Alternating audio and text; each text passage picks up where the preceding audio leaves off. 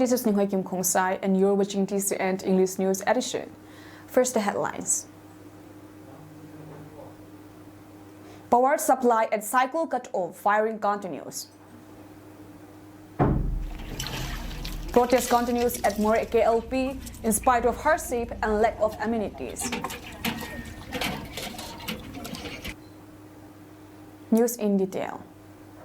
Power supply had been cut off in cycle area, causing a total blackout in the area. The electric wire had been cut off 4 days back. They had previously did the same uncivilized act in Churachandpur district. The failed power supply had led to other problems like poor internet services and no mobile network in the area. Danapet Pali Power Station is believed to be the place where the wire had been cut off. Even though it's time of war, electricity is an essential need for the people like in hospitals, school, water supply and telephone services. This behavior is against the various international law. The firing that took place today, the 13th February 2024 at Satang and Jackson mountain range, continues till the time this report is made. The firing has started since 11 February at around 10:30 p.m. and continues till today. Firing is also reported at various other places like Saibol village under Yangang-Pokpi area, Kamenlok under Dingpi area, and also at Wakan mountain range near Sinamko mountain top. Total number of days on the Mayday side isn't confirmed as of now. From our side, one Dem Kogin Khong Sai, Avalius volunteer hailing from J Gamngai Ve, Ward 11 Cycle Hill Town son of Lungkam Khong Sai and Ningzakim Khong Sai, had passed away during the firing today. There were also 2 other casualties reported from our side. However, 3 automatic rifles have been recovered at the firing at Sinamkom area. As of 5 p.m., all the Bungpi Saibol area posts have been reoccupied and no casualty have been reported in the area. Satang area had reported 3 minor casualties and no deaths. Kamenlok area took position but no firing till now. Suknu area had prepared for reinforcement and is waiting for unified central command. The firing had really got intense since both the parties didn't try to back off and reinforcement from both sides have been coming continually. Our war is a holy war with proper war ethics which will lead us to victory with a living God as our commander and protector. Israel will win the war. The Burma-based PDF will also win the war. And with the cookies, will also win our war with the help of the Almighty Father. What may come in the future is uncertain, but let's be confident and face the enemies bravely and always pray for the Lord's protection. Informations and Publicity Committee on Tribal Unity made a press statement regarding the recent firing that took place at Satang area, Kangpokpi district, where the UNLF and Arambai Tangle terrorists crossed the buffer zone once again and ambushed the Kukizau village volunteers early in the morning, because of which a firing broke out and continued till late in the evening. The UNLF is a terrorist group who have been famous for many terrorist activities in the Indo-Myanmar border region. Not only do they cross the buffer zone and attack the village volunteers, they also cut off the power supply in the Kukizau inhabited areas of Cycle subdivision, Kangpokpi district. This atrocious act of the Mayday is a war crime, and if the electricity isn't restored within 24 hours, the Kukizau of the Cycle subdivision will not remain a silent victim. Kotu is compelled to issue a statement regarding UNLF and Arambai Tingle's barbarism. Irrefutable reality to the occurrence happened yesterday at Satang area of Kangpokpi district since morning that the main terrorist organizations UNLF a recorded fear-based operation and radicalized Meitei armed militants defiled the buffer zone once again and executed incessant assaults at the fringes. The attack started in the wee hours and lasted till dusk today. Kotu strongly condemns the despicable act of the sabotaging of the power lines by the Arambai Tangle and UNLF terrorist groups, which resulted in a complete blackout in the Cycle subdivisions of Kangpokpi district. Such a senseless act is unwarranted and a war crime. Taking a serious position regarding the matter, the committee warns of serious repercussions if electricity is not restored within 24 hours of the publications of the press statement. Otherwise, it will not be held responsible. Committee on Tribal Unity is compelled to issue a statement regarding UNLF and Arambai Tengul's barbarism. Irrefutable reality to the occurrence happened yesterday at Satang area of Kangpupi district since morning that the banned terrorist organization UNLF, a recorded fear-based oppressor and radicalized Meitei armed militants, defiled the buffer zones once again and executed incessant assaults at the Friends. The attack started in the wee hours and lasted till dark today. Kotu strongly condemns the despicable act of sabotaging the power lines by the Arambai Tengals and UNLF terrorist group, which resulted in a complete blackout in the Cycle subdivision of Kangpopi district. Such a senseless act is unwarranted and a war crime.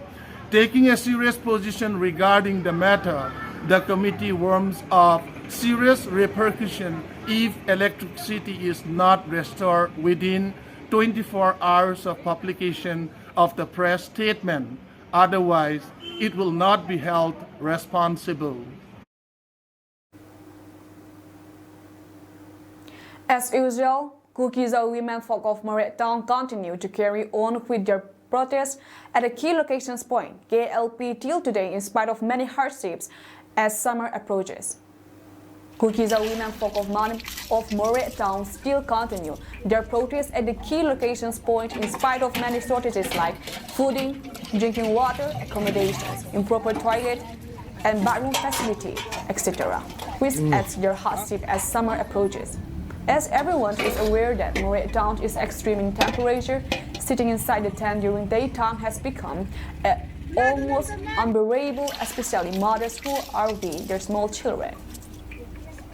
On the other hand, their daily rations has also lessened gradually.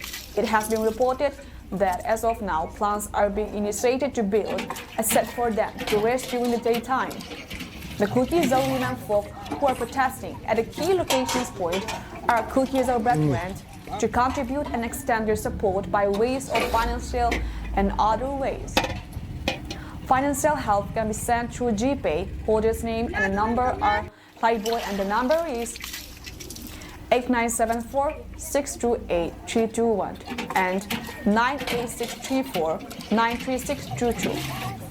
The women folk of the town expresses gratitude to Payboy and her husband who are taking part in this protest from the beginning and had generously donated not only food items but also rendered financial assistance. It may be recalled that wrongly accused leaders named Philip Komsai and Hamkulal Mate over the killing case of SDPO Anand Kumar have been confined in the key locations point where plans are being made to airlift them to Imphal.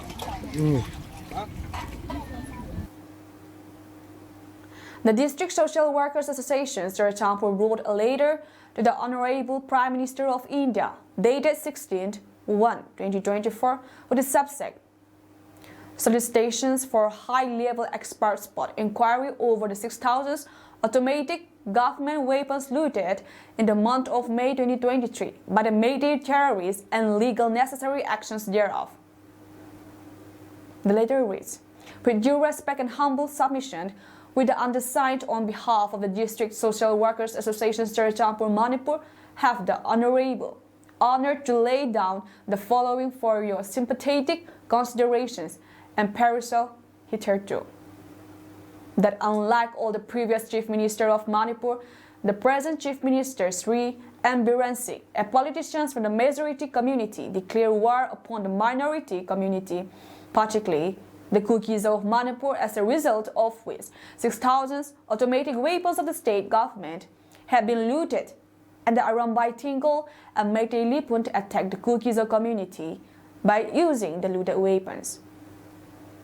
The letter further reads that thousands of helpless Kot Zar displaced and hundreds of their villages were burned and their belongings set ablaze by using the said looted weapons. Besides, hundreds of innocent people, including the state government employee, brutally killed, and women of different ages, gang rape beside 2 women and 1 wounded baby were burnt alive in the ambulance before reaching the hospital. Another boy, Mr. David Thig, was beheaded and was posted on the fencing stand that all this happening made by the Arambai Tingle, Meitei Liput, and Meitei terrorists aided later. That our question is that how and why the concerned Home Department, Chief Minister were still silent with appropriate actions against and allowed the issue to use the looted weapons to use them freely, which is deadly against the law of the land. That the district social worker, a peace-loving association is deeply concerned why the looted weapons were still used for fighting against the minority Kot Zar community, and why the Home Department under the Chief Minister is still a silent spectator on the issue. If the government is not taking immediate, necessary actions against the looters and the persons concerned who have handed over the weapons to victims, the minor Kot Zar community shall be suffered vigorously. It is therefore prayed that you will be kind enough to look into the matter and take the strongest actions according to the law of the land in public interest. Class 12 examinations under the Council of Higher Secondary Education, COSEM, will be conducted from February 20, 2024 to March 20, 2024. An exam will be conducted in different examination centers. Private examination center for Lamka district are Don Bosco Higher Secondary School, VK Tona College, Rayburn College, Young Pillar College, Ebenezer Academy, Silmat Christian Higher Secondary School. A total of 2,322 students will appear the exams at the SAY Center. A number of 174 students from Renkai Higher Secondary School will appear in Don Bosco Higher Secondary School. And a total number of 278 students combined from Don Bosco Higher Secondary School and Vungzagan will give their examinations at VK Tona College. Young Pillar College, St. Mary's High School, 1 student from TG Higher Secondary will sit at Rayburn College Exam Center, 3 students from Kakching, and a total of 489 students from Ebenezer Academy, Bethany Christian Higher Secondary School. A total number of students 483 from Silmat Higher Secondary. VK Tona College, Happy Heart Junior will be sitting at Young Pillars College. 216 students from Kamwai Higher Secondary School, Singat Higher Secondary School, Blue Star Academy will sit at Ebenezer Academy. And a total number of 582 from Legacy Faith Academy Rayburn College will give their exams at Silmet Christian Higher Secondary School. Young Mizo Association Jinkon branch organized its 25th Foundations Day at YMA Office Complex, Jinkongpang at around 11:30 a.m. today, where Manipur Group, YMA, MJP Manipur Headquarters, MPC Headquarters and MPC Sub-Headquarters, including members from different YMA branches, took part. As part of the program, Kangin Loon, President Jinkongpang branch, delivered keynote address. Reverend K. Mawai unveiled and dedicated Jubilee Monolith, followed by the Jubilee song presented by the Jubilee Choir, and Reverend Kaitin Thang, Executive Director, ESC, opened a booklet. Mention may be made that Jinkon branch of YMA was established on February 13, 1999 at Ace Dalzamang Gangtes residence. Panpi ngai de panpi zel ke na ding le lungol taka malam izop zel ke na dimun tu de hen ka ho ngai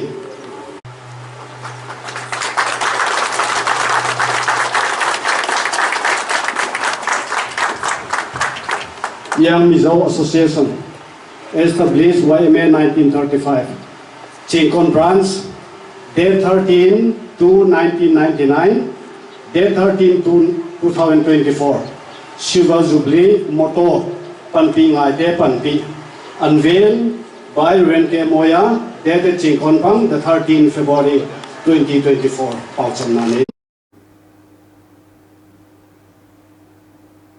Kot Zar artists organized First Foundation Day cum annual meeting on the 10th of February 2024 under the aegis of Kot leaders. The program was held at the residence of Kot General Secretary Lamilon Singh Sit, where future plans of the Kot Zar artists for the community were deliberated in department. Various leaders of the Committee on Tribal Unity spoke on the occasions, appreciate and encourage members of the Kot Zar artists at this time of war. Members of the joint artists were also given one winter wear is to show love and appreciation.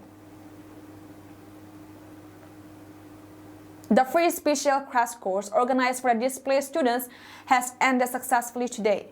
This crash course had started on 6 January 2024 at chosen coaching center, Hilltown, Lamka, and had ended successfully today. Renowned persons such as Reverend Pautang Hoki, Pastor, ECS Center Church, Hilltown, Dr. J.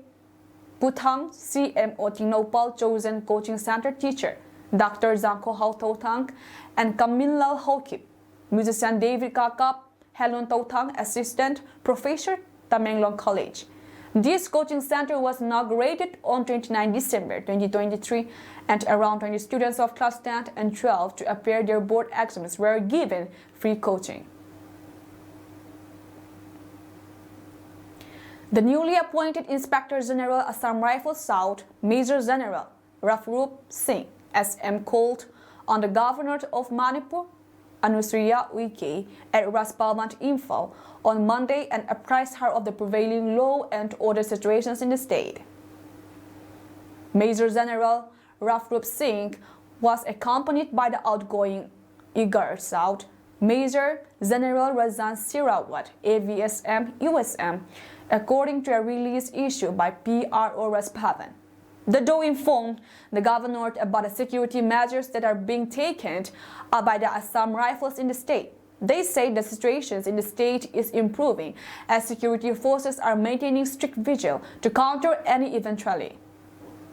They also informed the governor about the deployment of Assam Rifles in the state. The governor appreciated the efforts and activities taken by the Major General Razan Sirawat during his tenure in the state and extended warm wishes for all his future endeavors. Notably, over 80,000 central security forces are being deployed at various sensitive places across the state for achieving peace. The sensitive border state is facing fragile peace due to the ongoing communal violence between the Métis and Kukis that caused the lives of over 200 individuals and 60,000 people were displaced. The Israeli military rescued 2 hostages in a dramatic raid under the fire from the Gaza Strip early Monday, marking a small but symbolically significant success in its quest to bring home over 100 captives believed to be held by the Hamas militant group. At least 50 Palestinians were killed in airstrikes that were part of the raid, according to Palestinian hospital officials. The raid took place in Rafah, the city on the southern edge of the Gaza Strip, where 1.4 million Palestinians have fled to escape fighting elsewhere in the Israel-Hamas war. Army spokesman Daniel Hagari said the hostages had been held in the second-floor apartment in Rafah, under guard from Hamas gunmen, both in the apartment and nearby buildings. Hagari said special forces broke into the apartment under fire at 1:49 a.m. Monday, accompanied a minute later by a series of airstrikes on surrounding areas. He said members of the rescue team said that the hostages with their bodies as a heavy battle erupted in several places at once with many Hamas gunmen. The hostages were taken to a nearby safe area and given a quick medical check before being flown to a hospital in central Israel. Women and children were among those killed in the Israeli strikes, according to Dr. Marwan Al-Hams, director of the Abu Yosef Al-Nazar Hospital, and dozens were wounded. Israel has described Rafah as the last remaining Hamas stronghold in Gaza after more than 4 months of war, and signaled that its ground offensive may soon target the densely populated city. On Sunday, the White House said President Joe Biden had warned Prime Minister Benjamin Netanyahu that Israel should not conduct a military operations against Hamas in Rafah without a credible and executable plan to protect civilians. The army identified the rescue hostages as Fernando Simon Merman, 60, and Luis Har, 70, who is said were kidnapped by Hamas militants from Kibbutz near Yujak in the October 7 cross-border attack that triggered the war. Both were airlifted to Sibah Hospital and were reported to be in good medical condition. They are just the second and third hostages to be rescued safely. A female soldier was rescued in November. Hagari said the operation was based on precise intelligence and had been planned for some time, but that rescuers were waiting for the right moment to act. Netanyahu joined Israel's military chief and other top officials as the raid unfolded. Hamas militants killed an estimated 1,200 people and kidnapped 250 others in their October 7 raid. An Israeli air and ground offensive has killed over 28,000 Palestinians, according to local health officials, displaced over 80% of the populations and led to a massive humanitarian crisis. Over 100 hostages were freed during a week-long ceasefire in November. Israel says about 100 hostages remained in Hamas captivity, while Hamas is holding the remains of roughly 30 others who were either killed on October 7th or died in captivity. 3 hostages were mistakenly killed by the army after escaping their captors in December. In a resolute statement, Reserve Bank of India, RBI Governor Shaktikanta Das has affirmed that there will be no reconsiderations or relaxations regarding the central bank's recent decisions concerning Paytm, Payments Bank. As per Times of India, following RBI's directive on January 31st, Paytm Payments Bank Ltd, PPBL, was instructed to cease accepting deposits or top-ups in any customer's accounts, wallets, Fastage, and other instruments after February 29. The actions was attributed to persistent non-compliance and continued material supervisory concerns. Governor thus emphasized that RBI's interventions against regulated entities are executed only after a thorough assessment.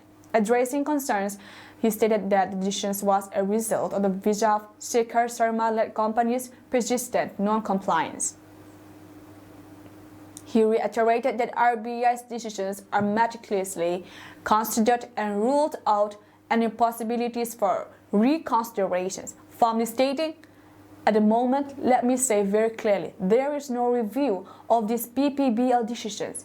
If you are expecting a review of the decisions, let me very clearly say there is going to be no review of the decision." Regarding the recent measures taken against PPBL, thus underscored that directives are issued against regulated entities when they fail to adhere to regulatory standards even after repeated warnings. He assured that the RBI's actions were all considered, and soon frequently asked questions FAQs will be issued for the benefits of PPBL's customer. Despite the stringent measures, the central bank has allowed for the crediting of interest, cashbacks, or refunds even beyond the stipulated deadlines of February 29. Governor thus has emphasized RBI's unwavering support for the fintech sector, expressing the central bank's commitment to facilitating its rapid growth. RBI's stance underscores its commitment to maintaining a regulatory integrity while fostering a supportive environment for the burgeoning fintech industry. That's all from us tonight, and we thank you for joining our program.